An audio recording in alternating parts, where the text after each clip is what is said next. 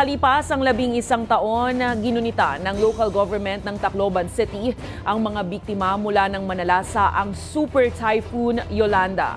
Habang nagprotesta naman ang ilang sectoral groups dahil sa anilay palpak na flood control project ng Administrasyong Marcos Jr. Ang balitang A to Z ni Ace Cruz.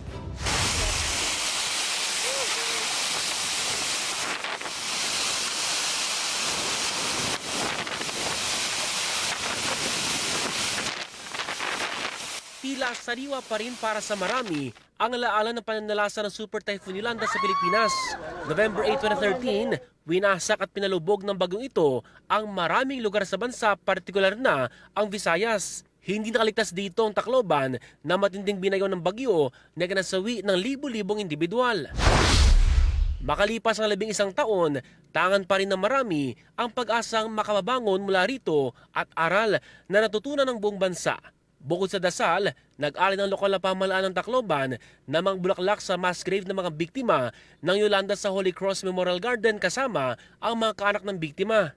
Ibang-iba na talaga ang klima natin ngayon. Climate change is here.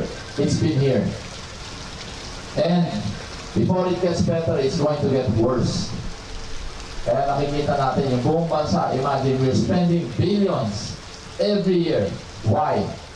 On rescuing, rehabilitating facilities, because it is about time we also learn and we cooperate. Sa kabila nito, sinabi ni Pangulong Ferdinand Marcos Jr. na patuloy ang pagsisikap ng pamahalaan para sa mga biktima ng Yolanda at iba pang bagyo.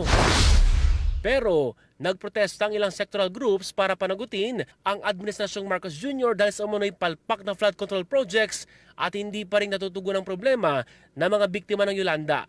Lalo umano kasi silang nadismaya nang tumama ang bagyong Christine noong nakarang buwan. Naging dismayado dahil kung magmumula ang mga salitang ito sa isang presidente na siya yung chief ng isang bansa. At meron naman siyang mga pinangako din ng mga climate change mitigations, projects, policies, nung tumatakbo pa lang siya. So parang hindi nagtutugma yung mga pinangako niya noon sa kung ano yung inaakto niya. Nanawagan din ang ilang sectoral leaders ng transparency sa mga programa ng pamahalaan sa harap ng hosting ng Pilipinas sa Loss and Damage Board ng United Nations para sa mga bansa na tinamaan ng climate change. Kung ang mga polisiya nga natin ay hindi naman talaga kasama yung mga taong stakeholders dapat at wala naman transparency, lalo lang mamamayagpag yung korupsyon.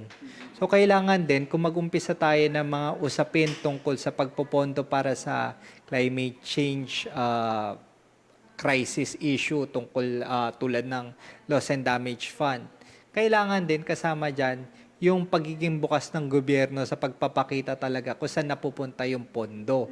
Nararapat daw kasi na seryosohin ang issue ng climate change lalo na ng mga tatakbong leader sa susunod na halalan. Dahil matindi ang magiging epekto nito sa food security ng bansa hanggang sa mga susunod na panahon. Para sa Balitang A to Z, Ace Cruz.